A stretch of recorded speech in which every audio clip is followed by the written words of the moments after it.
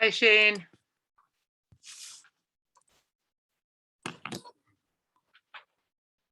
I keep working on that while I listen to Shane. Can you do that, Carolyn? Yep, you have to unmute yourself, Carolyn. Okay, I'd be glad to do that. All right. First, welcome everybody that could show up. I did get 3 or 4 emails of people that could not make it tonight. So I'm glad we're recording so that people can hear Shane's presentation later. And I know just about everybody, but I guess Kim, did you want to introduce yourself, Kim Johnson? Yeah, sorry. I got an invite from my Aunt Sheila, and Shane's my neighbor. And I have to admit, I thought this was going to be a little more anonymous. So I didn't even think. Well, good. I'm glad you're here. Yeah, happy to hear. And who is 661-388-7939? We welcome you also. Carolyn, it's Mary. Oh, hi, Mary Capone. Okay. Yeah. At this point in time, because it's already 6 minutes into it, I'm going to introduce Shane quickly. Shane is our new urban forester. He replaced David Yan, who retired. David Yan, before he left office, was a co-writer of the Urban Forest Master Plan of Des Moines. It was adopted by the city council. At least David Yan said that when he presented it, they seemed to agree with the master plan. If you had a chance to, I hope you had a chance to look at it. It was on the email that Carrie sent out, but it's excellent. But Shane, I'm going to let you, since you're brand new, and I think you've only been in office a couple of 3 months maybe or so. I'm going to let you introduce yourself. And Sure. Again, glad to see everybody here. Yeah, hi. So my name's Shane McQuillan. I'm the new city forester. I've been with the city of Des Moines for 5 years, in America for 7 years, 2 of them in the Chicago suburbs, working for Davey Tree, and then the other 5 working for the city. And prior to that, I worked in plantation and native forests in Australia for about a decade, went back to University of Canterbury, Christchurch, New Zealand, and got my Bachelor of Science in Forestry. Met an American along the way, ended up in Chicago, and found my way to Des Moines, where actually the first person in my job is an urban forestry project manager, and putting out a plug that job will be posted hopefully in the next couple of weeks. I know Kent's worked with the city before. It's not always the lightning speed that we work at, but it will be up and posted. I'll definitely let this group know. So it would be cool to see a bunch of people apply for that. And then I'm just, on a side note, going to try to join in twice this meeting. I don't know if that's going to do something bad, but because I'm hoping to use my computer to show you some stuff, and I'm currently on my phone. So I'm just going to see what happens there. Excuse me if I crash everything. Okay. I'm going to leave this one. Sorry about that. Here I am. Video on. If I fall off, I'll come back with my phone, okay? But this way I can at least show you stuff on the computer and stuff. All right. So yes, the Urban Forestry Master Plan, the history behind that is David Yan went to a partners conference out on the West Coast, came back super invigorated and very excited. The most excited I'd seen him in my 5 years working with him. And see, he's going to work on this Urban Forestry Master Plan, which he did with a lot of people. They're all in the front of it. The thanks list. So if anyone wants a copy, I am down in the East Village.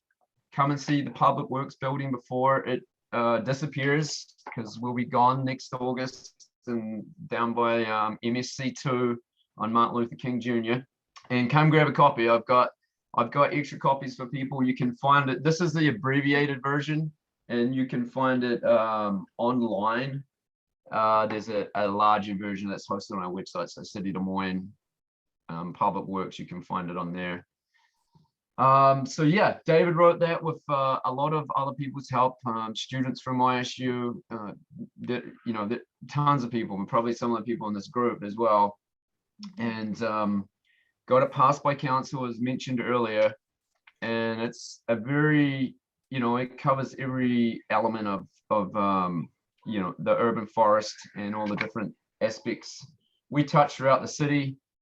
So being that I'm the city forester, first couple of months in the job, I would say, and I'm gonna talk a lot, and please interrupt me if you have questions or things like that you want to ask about.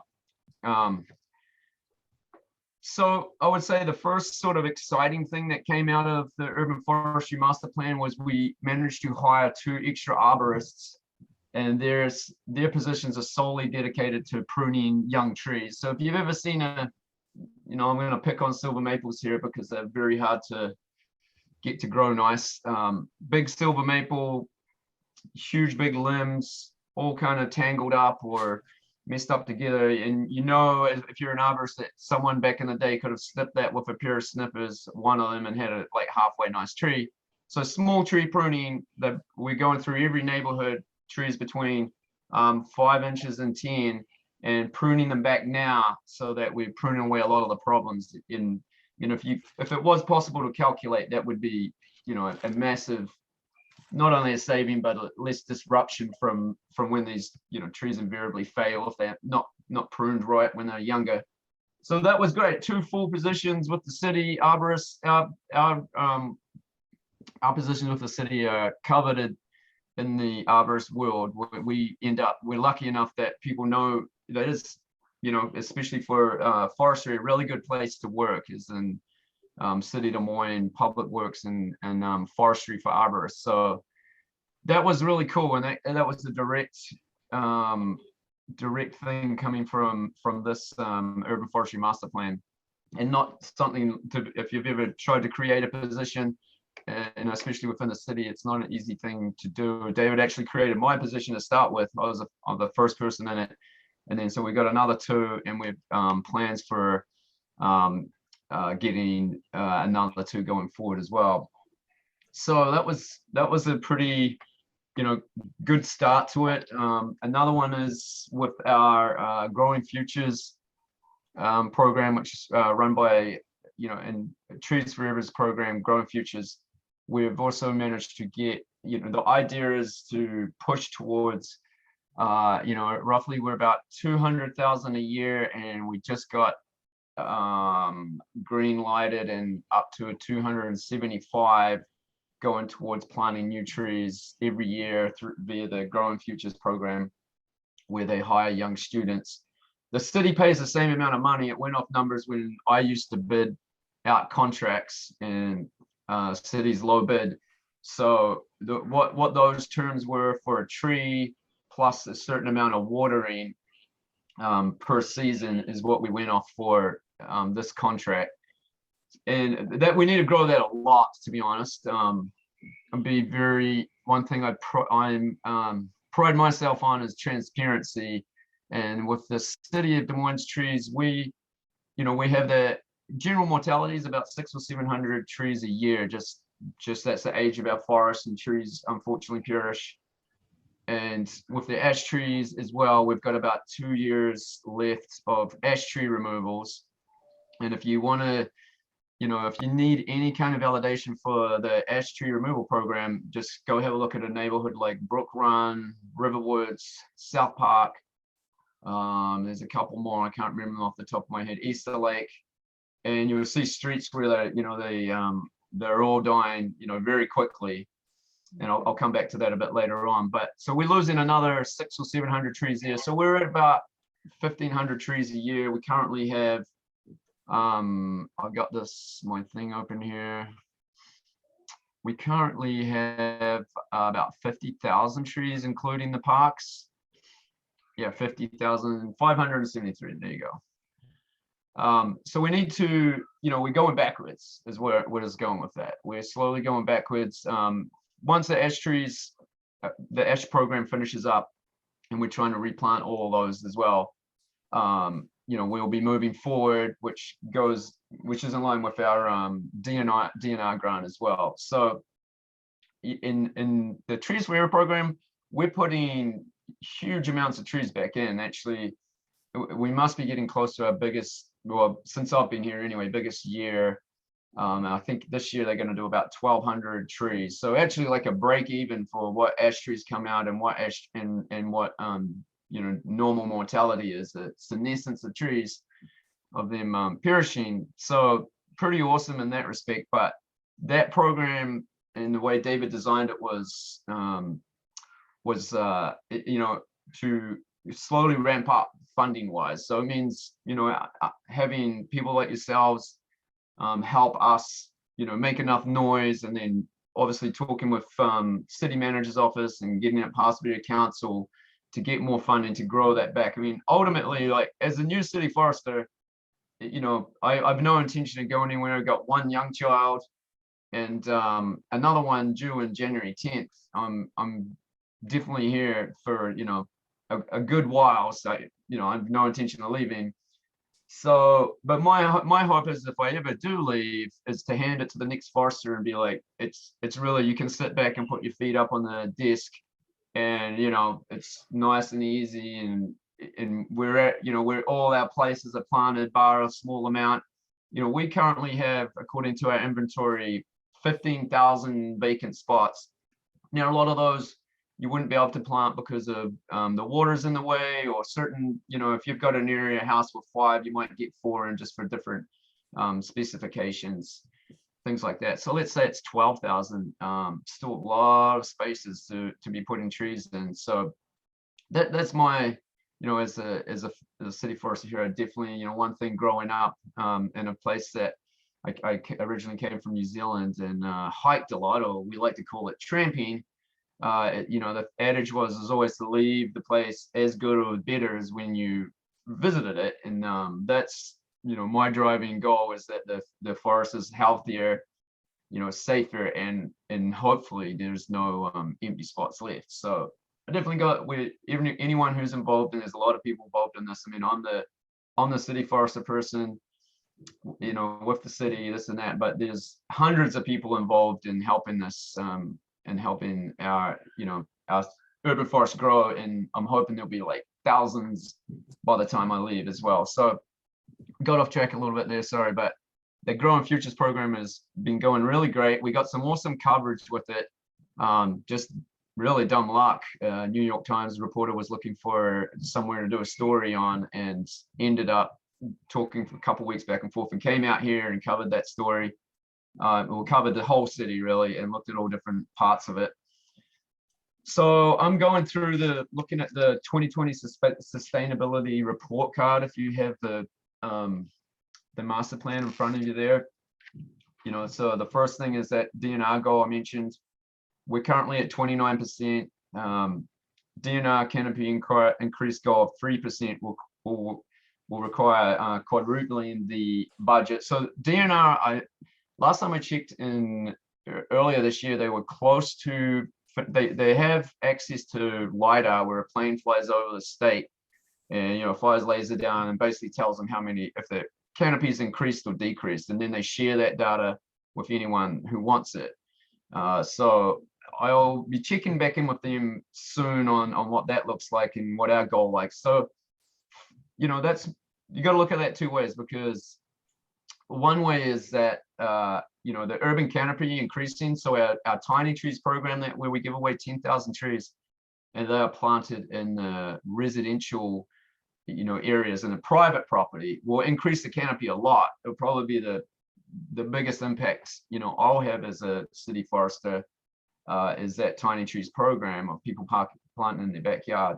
But also then we have our street tree, which I have exact numbers for. So one, you've got LiDAR that can tell us the whole picture, albeit the focus is it's not super accurate. I mean, it's good, and it will tell you this, but our and I'll give you a quick, let's see here. So tell me if you, when you see this, this is our software here that anyone can use too, mind you. So I'd like people to know that. And currently on that, I'm going to come back to this later. It has a red line map that I got put over top of it with our thing. So can everyone see those dots, those green dots? Yeah, so that's our urban forest there. And this is the version I see. You'll see a different version. Everyone can get it. And tell me if this is breaking up or anything in my sound, if the quality changes, please. But so red ones are removals, squares are stumps, blues are vacant, and you can come in on the sidebar and search any which way. So I could come down here, go to and you can do this too.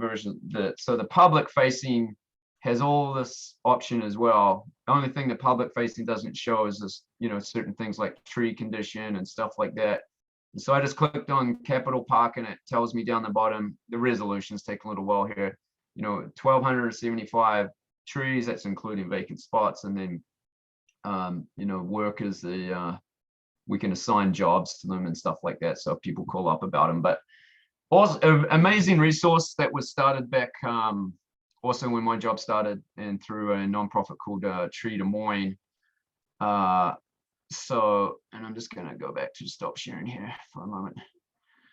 So we can look at that and pick out different areas we'll be working in, but all the blue dots that were on there were vacant spots.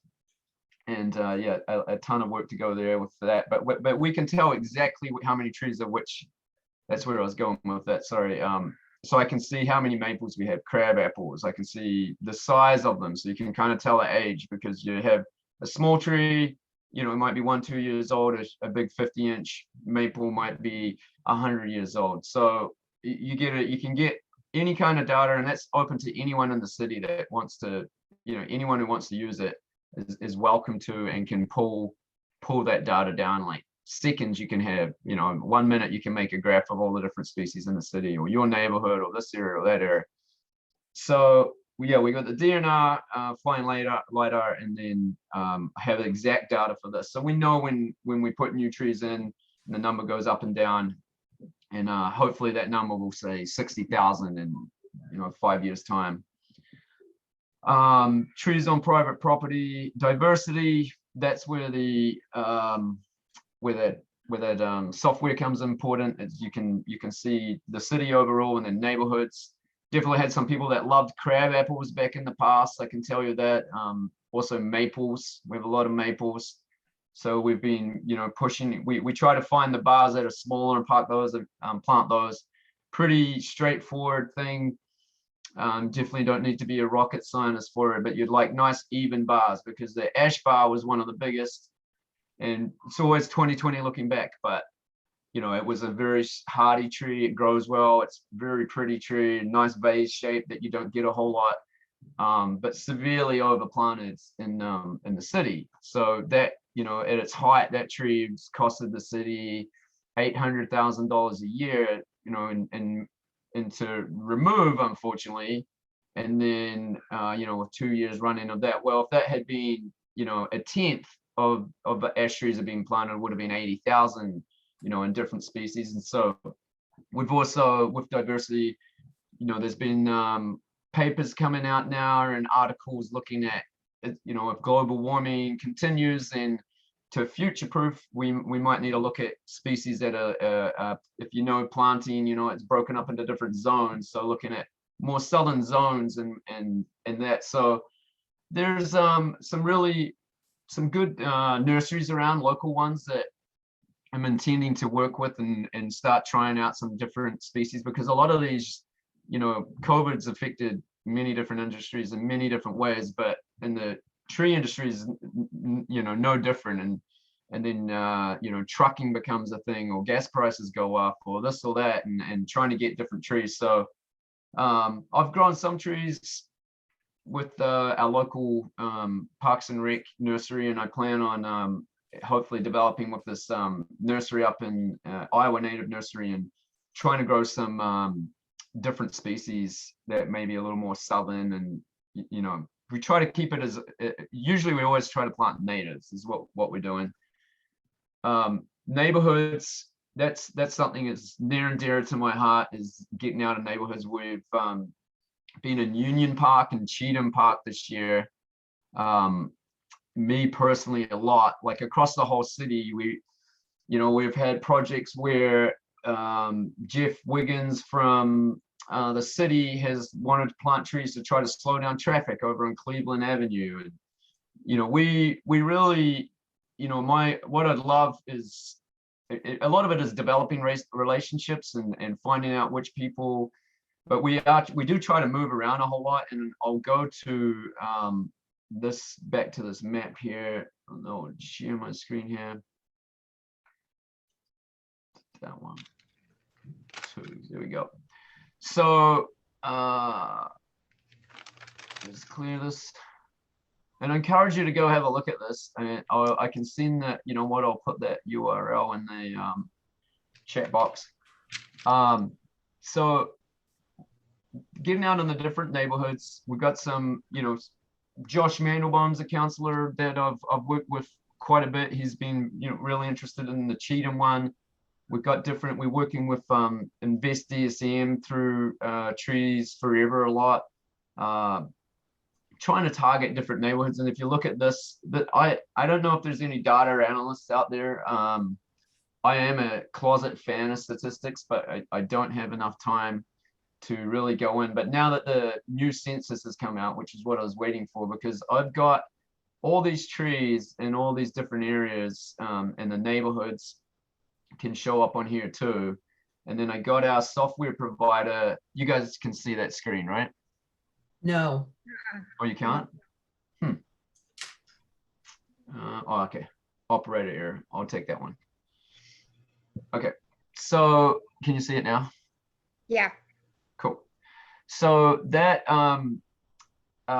so this here, I've got all the data from Davy Resource Group. They pulled all this and all the stuff behind it. So there's like, an Excel sheet with, I don't know, 20, 30 columns, and has all this listed. So it'll say this area here, which is like D2.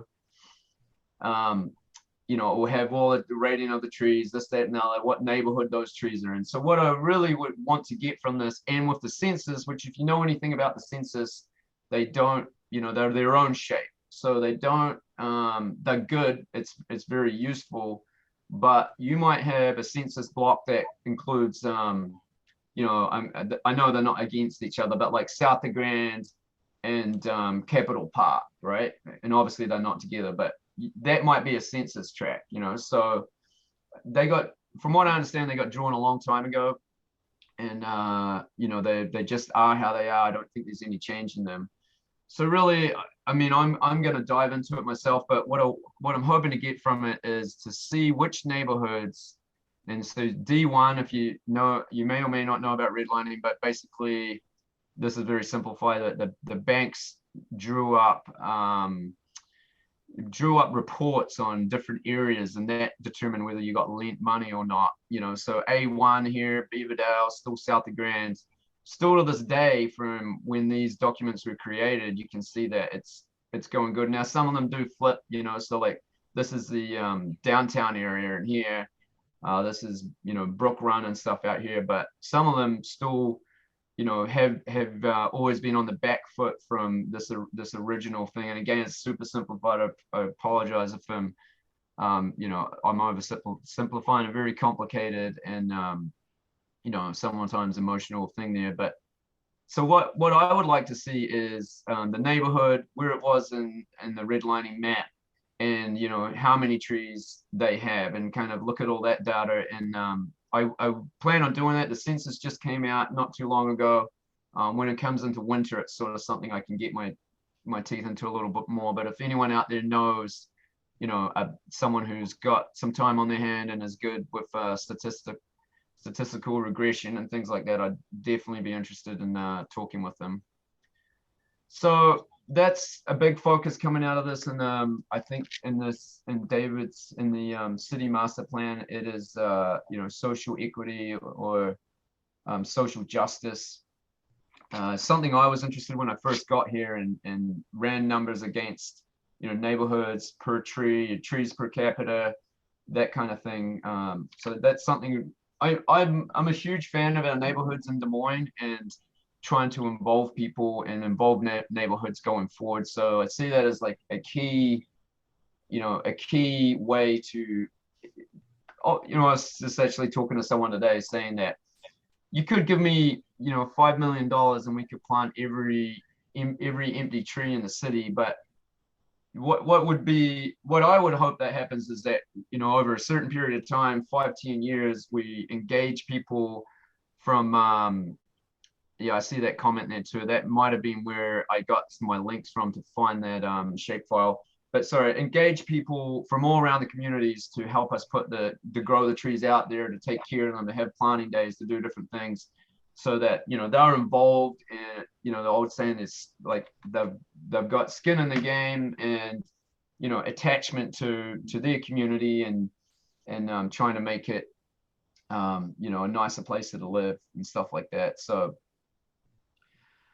I'm just going through the yellow boxes. The green ones are, this David on the Urban Forestry Master Plan scorecard, or that we were good.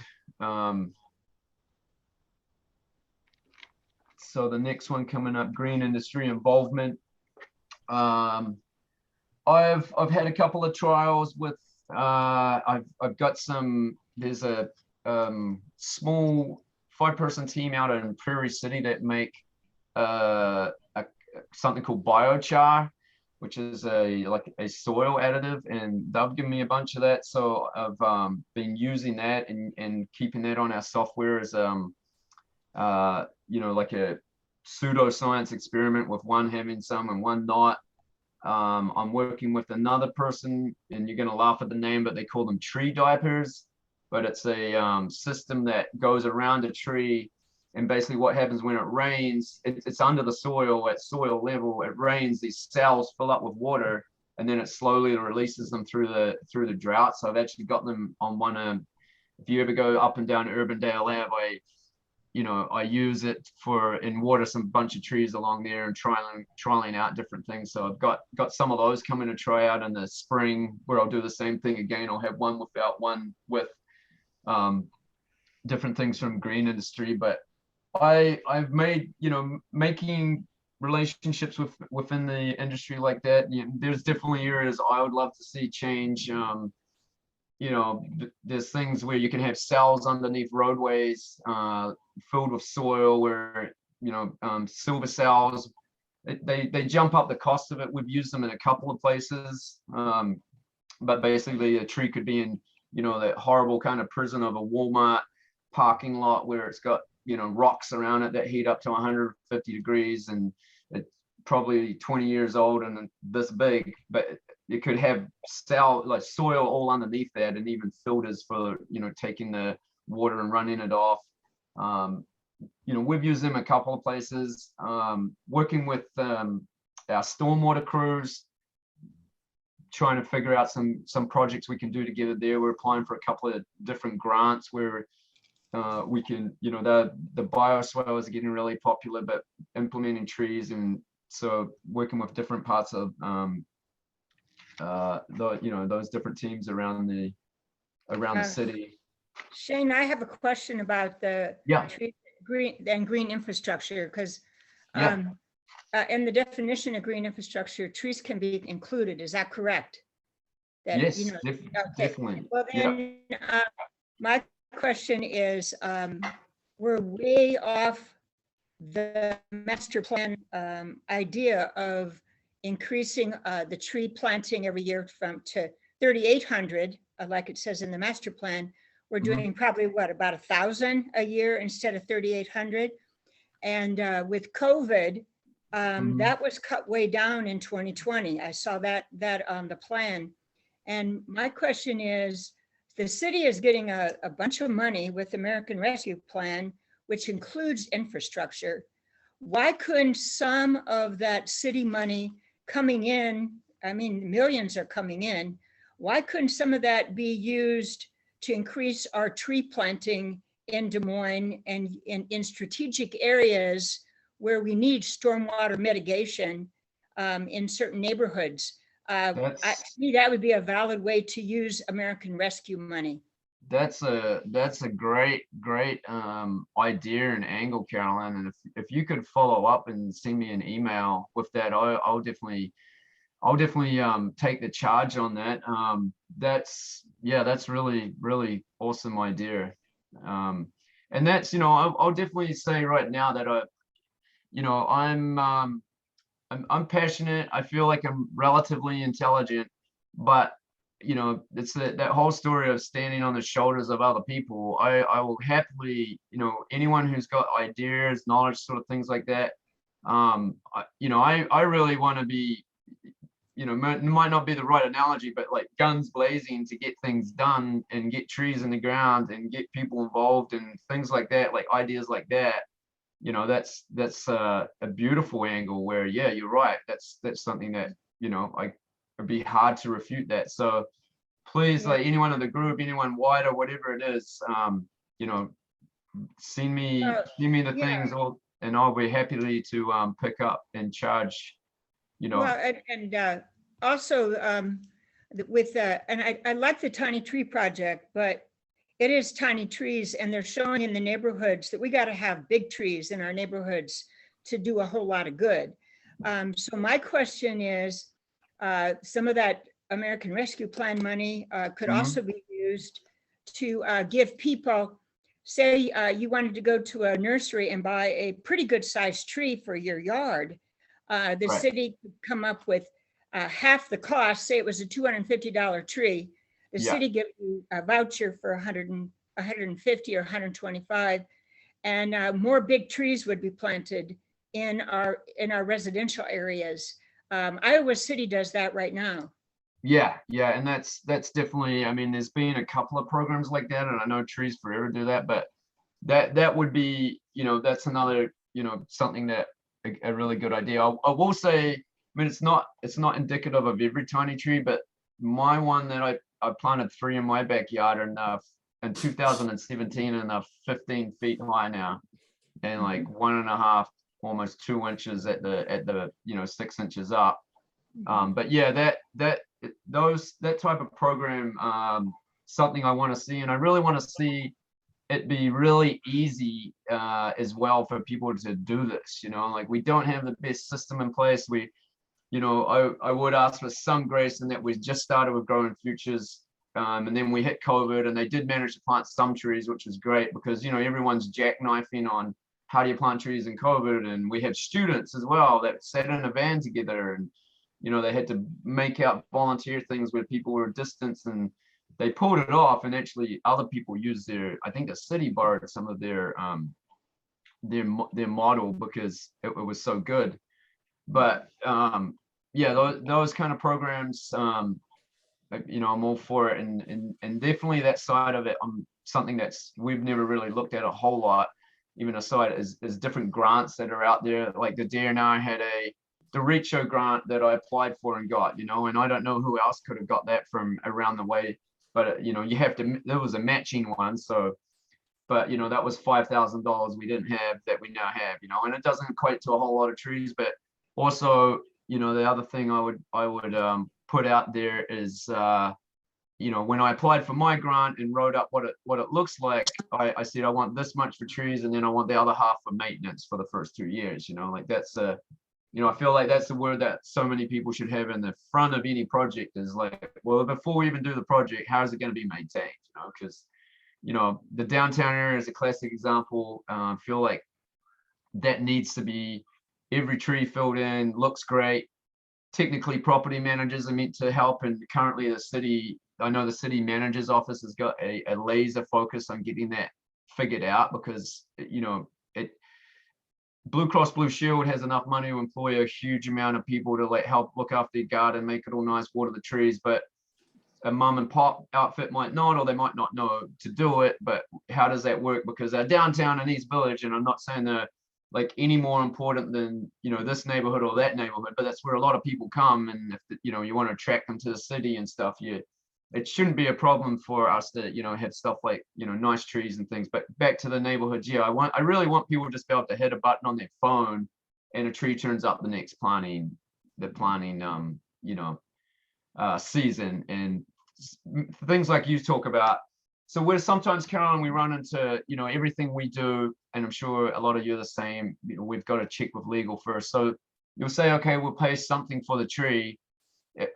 Honestly, it's better if we just can straight buy the tree, because, you know, even if it's $20, you know, that can be a hurdle to some people. You know, well, I don't have $20. How come you're doing a thing, but I can't get the tree, but the person with the $20 can, kind of thing. But I'm all for those sorts of programs, and I know they used to, you know, different companies used to run things like that. I think it was Plant Some Shade through Mid-American, maybe something. But Oh, yeah, please carry the conversations on and give me, you know, your ideas for, I mean, I'm pretty sure everyone has my email, but I'll put it in here all the same, for those kinds of things. And that green infrastructure thing, I really like that. It's a great idea. And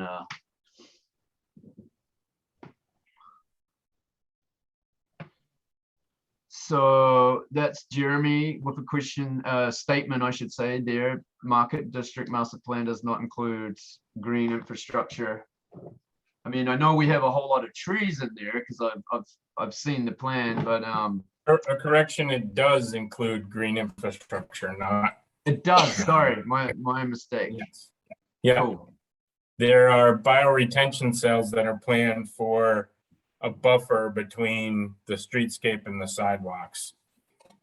Yeah, well, I like Carolyn's idea of you know, at least finding out what, you know, hey, trees are green infrastructure, you know, whereas especially if that can get the sit, you know, if it's how, I don't know how they allocate it through that fund, but yeah, I'd really very much like to visit into that a little bit for sure. Now I'm on page 32. So yeah, the first was hiring first of 3 2-person printing crews. We have a small, I mean, we do fairly well. We're a city of 200,000 people, 66,000 households, and we have an arborist team of myself, currently have 2 jobs. So my other job, then a crew supervisor or section chief, and then I believe the count is now 12 arborists, which, you know, is a good deal, to be honest.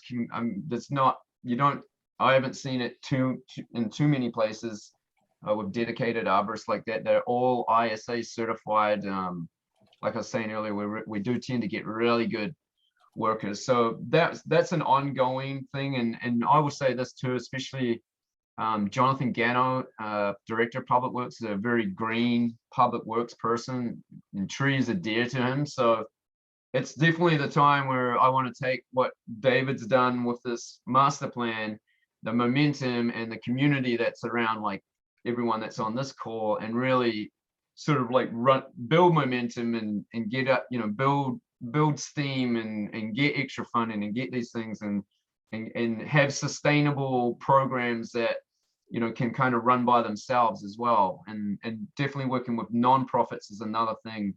I know that's in here somewhere as well. That's, you know, dear to my heart as well. Is you know, they can do so much good. They can attract funding that you know, either we wouldn't be able to, or they wouldn't give to the city. Generally, when the city buys something, it costs more because people know it's a city. So a tree might cost me $250, cost Trees Forever $150. You know, they're just more maneuverable, and it's been a really good, you know, plan so far with David working with Trees Forever. I've done, you know, planted hundreds of trees with them myself. And then Urban Ambassadors is another one that we've started doing work with too, and really open. I mean, I would personally love to see, you know, friends of this area, friends of that area, 501(c), whatever it is, you know, to help pick up. I mean, it doesn't have to be much. The more people you have, you know, and that's what Trees Forever based their model on, I think was in the Indianapolis, and there's one out in Seattle as well, that, you know, basically the nonprofit does all the planning. You know, they get given a certain amount of funding, and that's how it is, and that's what we're rolling with. But those are things I want to develop. And there is another, you know, Tree Des Moines raised, I think our inventory cost maybe might have been $200,000 and raised or it was 100 and raised half of that through fundraising and different things. So that's how we even have a tree inventory to this day. And Tree Des Moines is still around. Cal Woods is part of that. I know, I can't remember who else is on there. They've gone kind of quiet these days, but you know, it's just sitting there. It's another one that I plan to, you know, try to get going with, because I don't know, they're I think they're very useful and just impact our community in a really cool way, as well as and plus we get, you know, we can ultimately, like with Trees Forever, they've attracted funding that, you know, Microsoft gave them this much every year so far, and other people donated, and then they've built up a relationship with investors, DSM, and so it just pays back, you know, so many different ways. I mean, financial things one thing. I mean, obviously money can't be avoided, but the impact into the community, and you know, being in and around different neighborhoods and stuff has been really, really amazing. So I see on page 33, David had funding, you know, keeping adequate funding in place for perpetual maintenance, as well as hazard mitigation. So I just recently went to our bike trails is another area that's been brought to city's attention, and we have a lot of not so good trees along the trails. So we've just mapped them all out, and I went in front of the budget review committee to put forward that, you know, we need A, clean all the trails up of any hazard trees, and then B, have a continued maintenance of that kind of thing, where, you know, the parks and the bike trails, it's like every year there's, you know, it's a high pedestrian area. So we've hopefully that'll get passed and be able to do that. We obviously had the big derecho, and you know, that took out a lot of, I mean, it's hard to put an exact number on it, because there's the trees that were actually removed, which would be around about, I would say 400, which, you know, if you look at Cedar Rapids, it was more of a glancing blow to us, but you know, it's still a lot of trees, and a lot of big trees. And then the damage that a lot of these trees received too, that we would find 6 months later. It's, where do you draw the line where the derecho, you know, kind of stopped? Because you can see an old wound, and our arborists would say, yeah, this was most likely from the derecho. And the damage can be 50 feet up in the air, you know, ripping out the top of it. So that was, you know, not, you know, something I hope I only see once, to be honest. But I think we'd all like that to be the case. yeah. So I'm open to any ideas, and I plan on pushing forward for, you know, more funding for planning, arborists, trying to develop non-profits going forward, looking at redlined areas or areas we haven't planted in, which, you know, is that I do kind of save that data analysis for winter a little bit. I mean, I wouldn't say my job gets any quieter, to be honest. It just kind of changes shape, because we're not out you know, there's not so much outside activity. But I mean, we're already looking at spring for next year. That's kind of how it works in the tree world. You know, there's a lot of challenges, a lot of stuff out there. I'm excited to be here, and, you know, I share one of the things with my interview with, you know, it's I'm passionate about it. You know, I mean, I'm lucky enough to be in a real, you know, I feel very privileged to be in the position I am, and I'm here because I want to be here. You know, this is what I want to do, and it's of course it's about trees, but it's just as much about people and building relationships and getting out in neighborhoods and getting people involved. And, I mean, a lot of people know how important trees are, but the simple pleasure in going buy a tree you put in the ground, 1 year, 5 years, 10 years later, and seeing it grow and being part of it is, it's a pretty unique joy. And there's not too many things where we can spend some time and effort and then look around and be like, I was part of this. Or, another guy around town, Doug McBride, was showing me trees he planted 20 years ago in Waveland Woods over there. And I think it's a really cool, just a good thing, and becoming more important. I think our city is getting younger and younger with the people that treks for workers, and it will appear that I feel like there are more and more people caring about the environment and concerned about it and what that's going to look like in the future. So I mean, I'm real excited to be here, and anyone who knows the city as well, it kind of did feel like a 2-year job interview, but I finally made it to the spot. So I'm ready to go. I'm open to lots of different things. Passionate about what I'm doing, and I'm definitely here for people of Des Moines and the urban forest as a whole. So I'm Well, excited to keep going. we in Des Moines are really appreciating you taking this position, Shane, and also like to hear your good ideas on going forth that you've given us, especially the equity issue with some of the neighborhoods.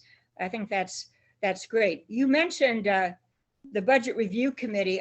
My question is, I know that the American Rescue Plan money is going to come in that's related to the COVID and what happened as consequences of COVID. But the schedule for the budget, because we really need more money than $200,000 to go toward tree planting if we're going to in any way increase our canopy by 3% like DNR has asked. That's So, right. Yeah, I think David hasn't. Yeah, what's the budget right now? What's the budget timeline in the city for people to look at and to promote more money going to the canopy as well as the maintenance of the canopy? So I'm gonna say, I know David's ultimate figure from memory here was $1 million a year towards planting, is what I think he's trying to push towards getting to. And as far as that particular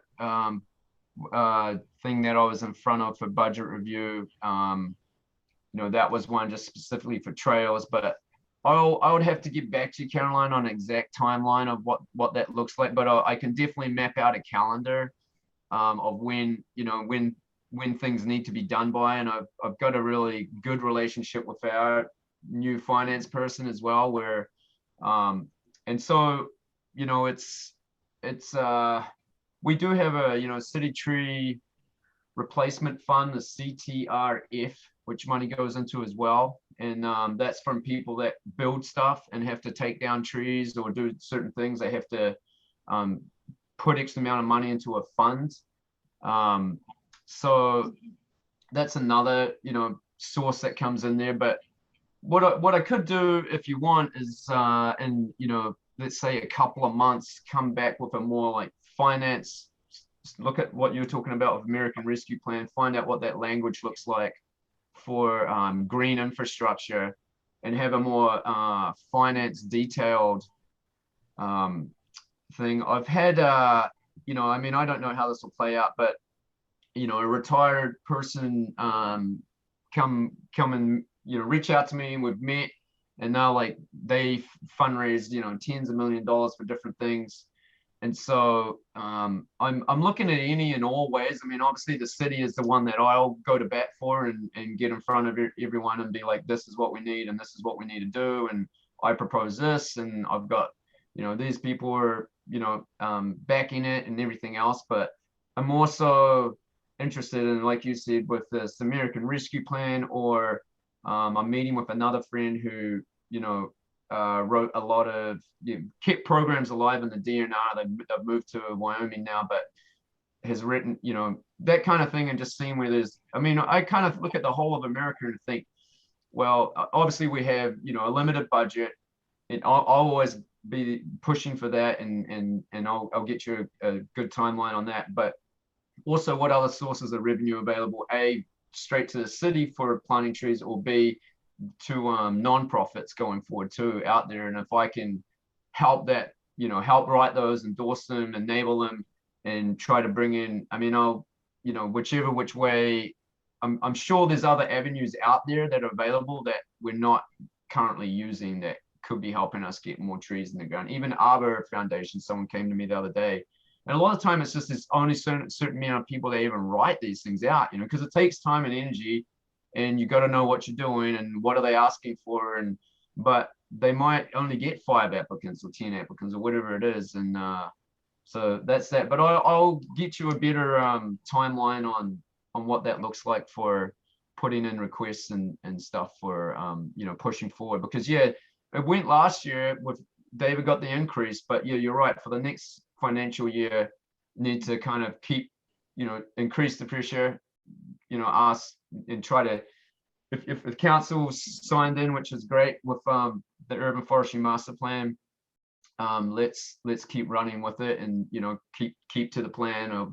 what it is, because you're right, you know, we need big trees out in neighborhoods, and you will see that I am trialing out smaller trees in different areas as a you know, accompaniment to that, just to see what happens, because I haven't seen anything to say yes or no, but and seeing the one out of my backyard gives me some sort of hope. But yeah, big trees out there, you know, they're anywhere from $150 to $200. You times that out by 10,000. I'm not a great mathematician. It's a really big number, you know. So yeah, I'll get back to you with a better timeline on that. Okay. Are there other questions for Shane that anyone has right now? Anyone have, or comments that anyone has? I just had a comment. It's kind of a happy coincidence, but I think it was last night on the Daily Show with Trevor Noah. If anybody watches that, one of his correspondents, Dulce Sloan, did a piece on how urban trees affect the health outcomes in poorer neighborhoods, and actually how the lack of trees affects the health incomes in poorer, you know, minority, majority neighborhoods. And so I was really excited to hear you talk about, you know, wanting to look at the neighborhoods that were historically redlined. They tend to be, just my memory of some of those maps, they tend to be kind of north and east of the Drake neighborhood is, I know, one particular spot.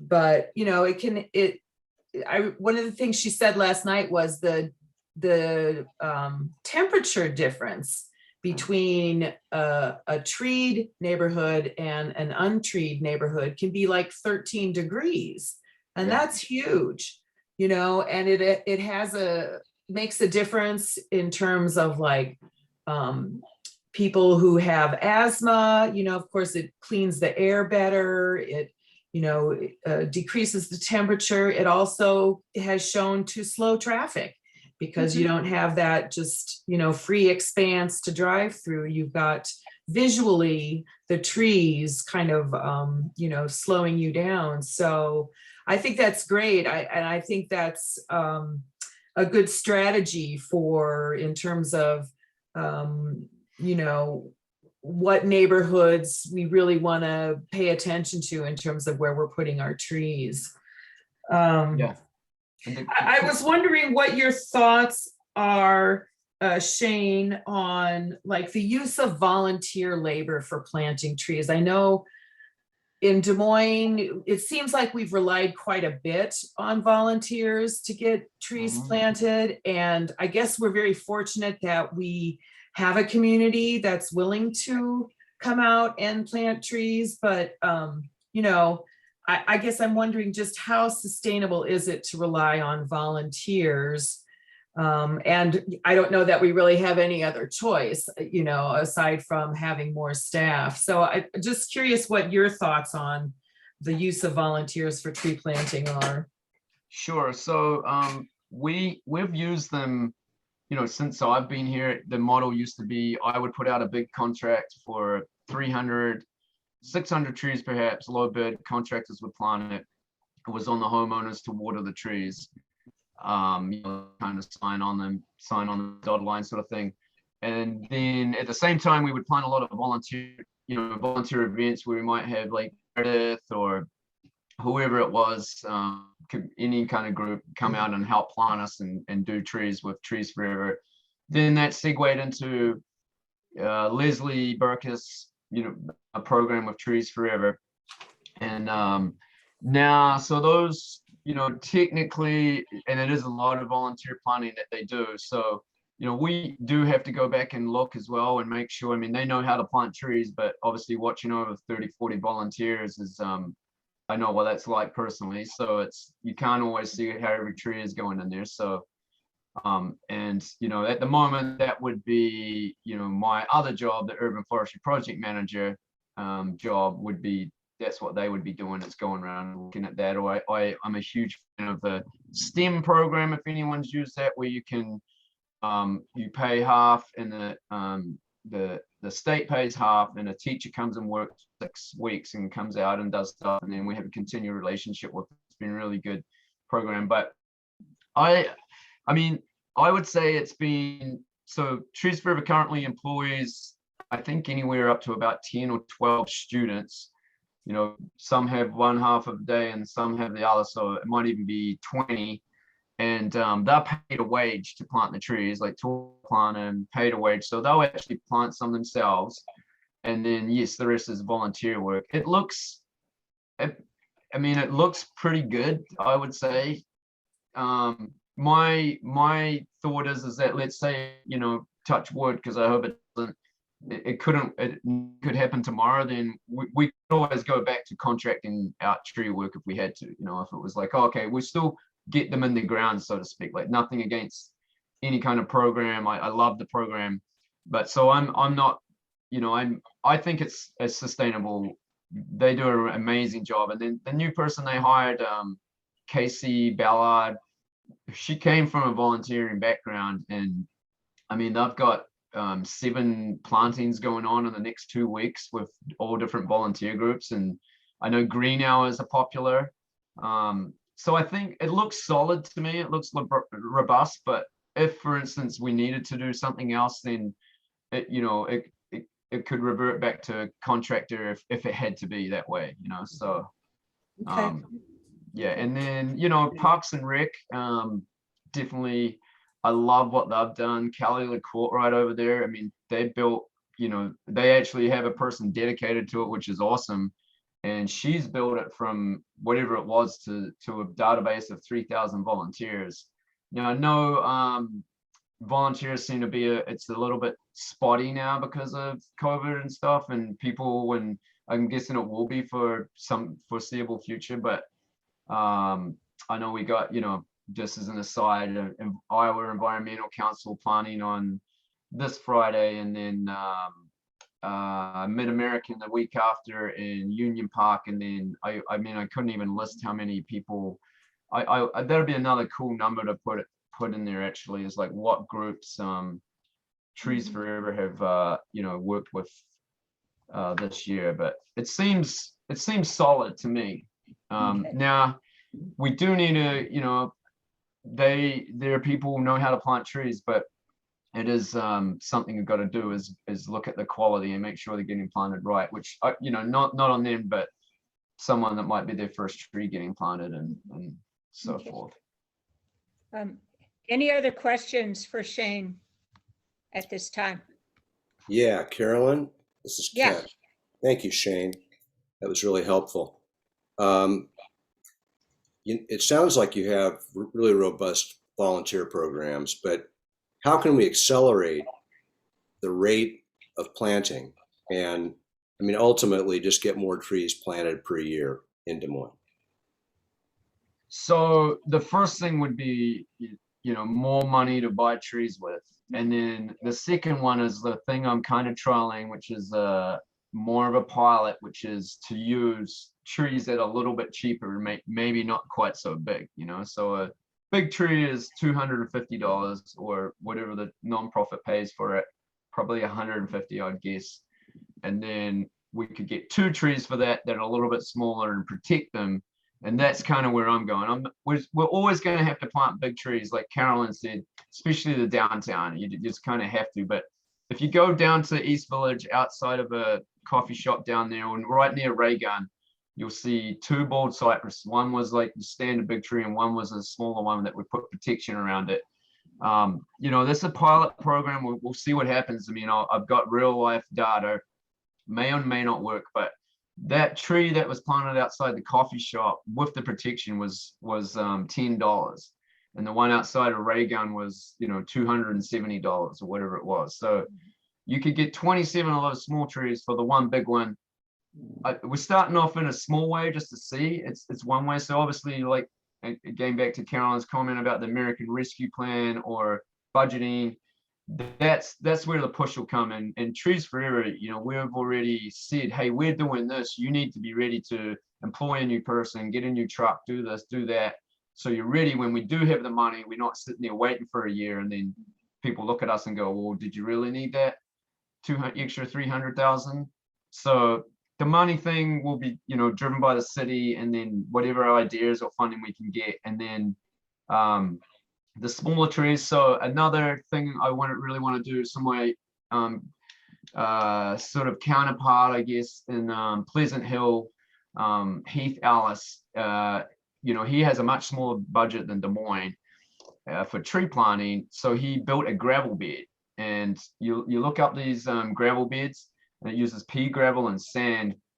And I'll make some notes here to send some pictures to the group. So he put smaller trees in this gravel bed, grew them up for 2 or 3 years. They grow on it, they can overwinter in it. And he pulled one out.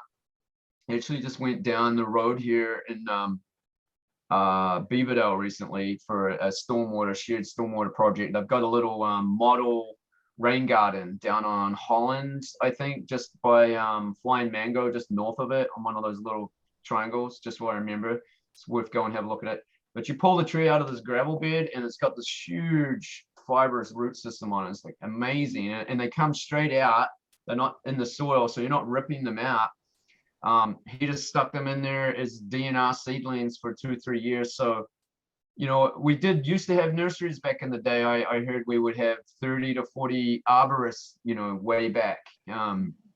We don't now, but the gravel beds is another thing I intend to get running next spring. And I mean, you can put, you know, his one, I would say, you know, off the top of my head, is probably 6 feet wide by, I don't know, 30 or 40 feet long and 3 feet deep, that he built himself with a bobcat, and then put liner in it, and then just dump this pea gravel. And he would tell me he's got a book that he uses, and people will put that pea gravel and sand in a dumpster, grow the trees, and then tip them out, and then just do it again, like scoop it back in. But in his one, I know for a fact there's probably, in those kind of dimensions, you know, 300 trees in there. Like, I got 200 trees from the Metro Waste Authority, from a derecho grant, and they chucked them in there. I mean, that's another way I really think we can, because we can grow these up.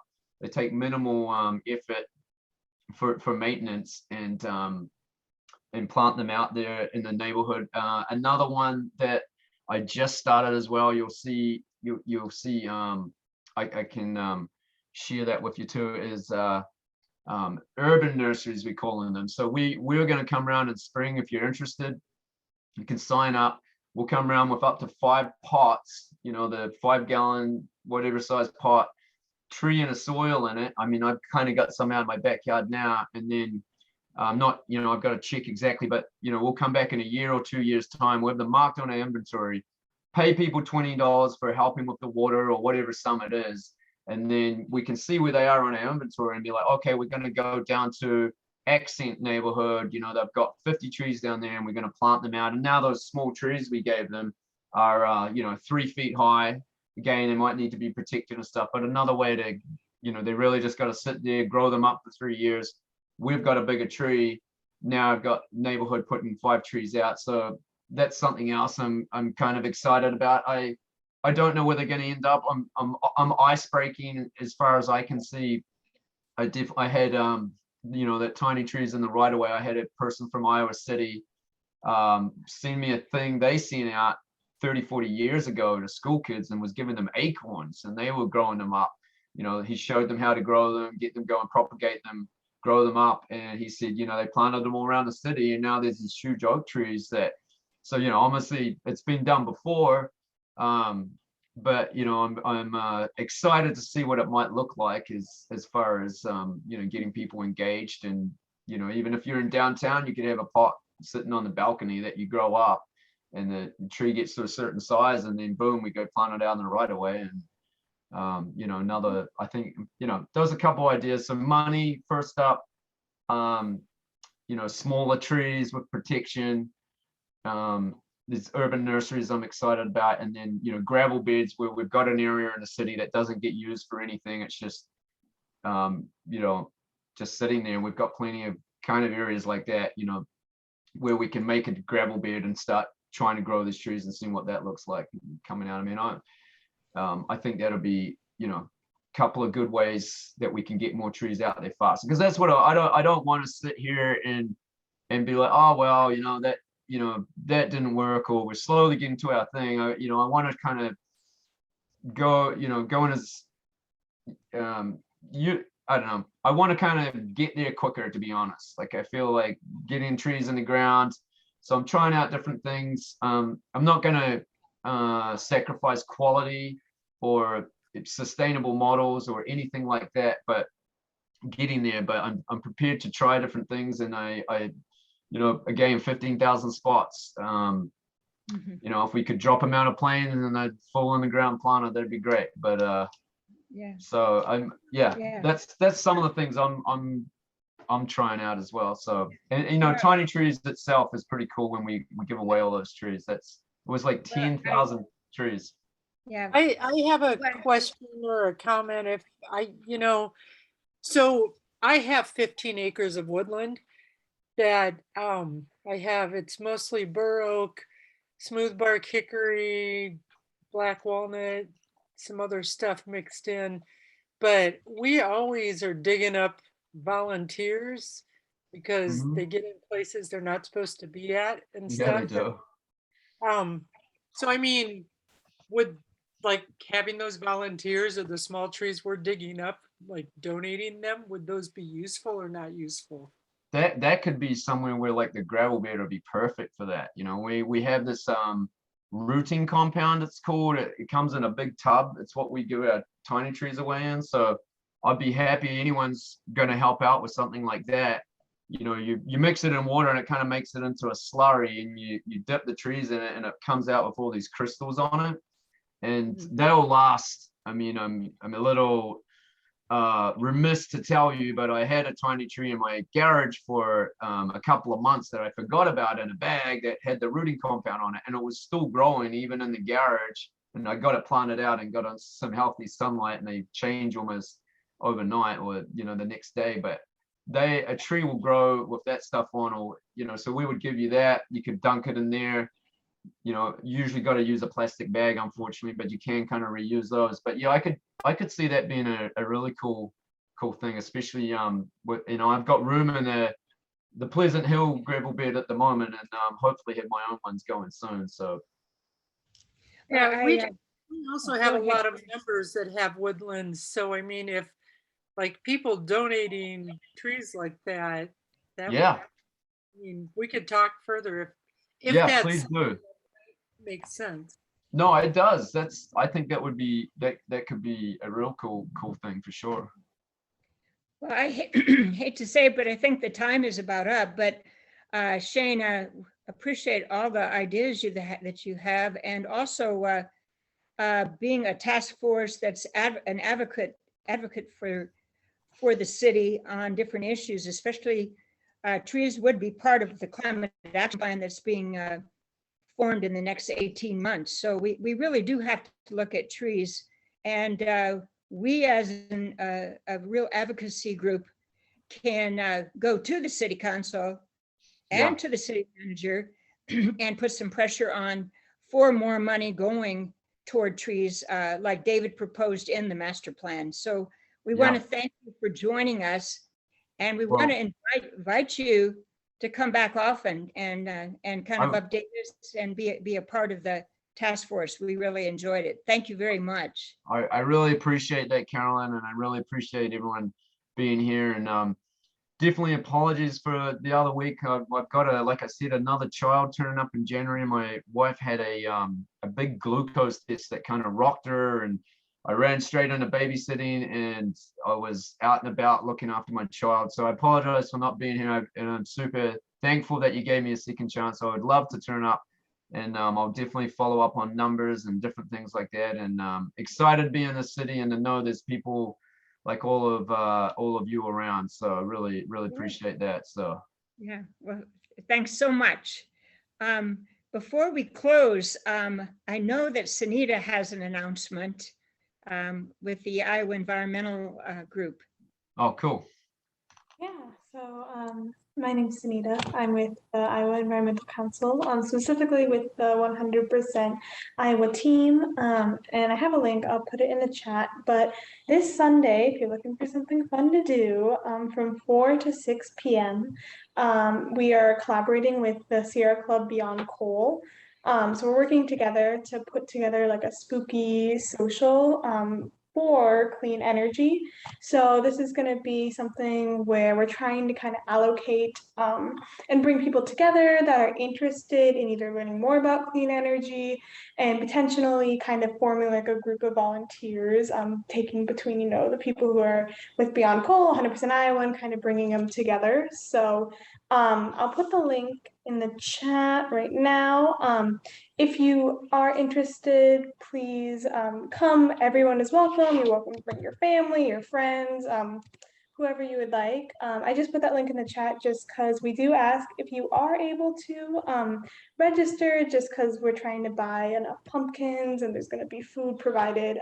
And so that's just kind of for a numbers thing. But also, you know, if it's kind of up in the air, you can totally come whenever you'd like. It's going to be at the Waterworks South Shelter, but also in the invite, there's like the exact pinpoint location. But I just want to invite everyone, and yeah, feel free if you can come, bring your friends, families, everyone's welcome. So yeah.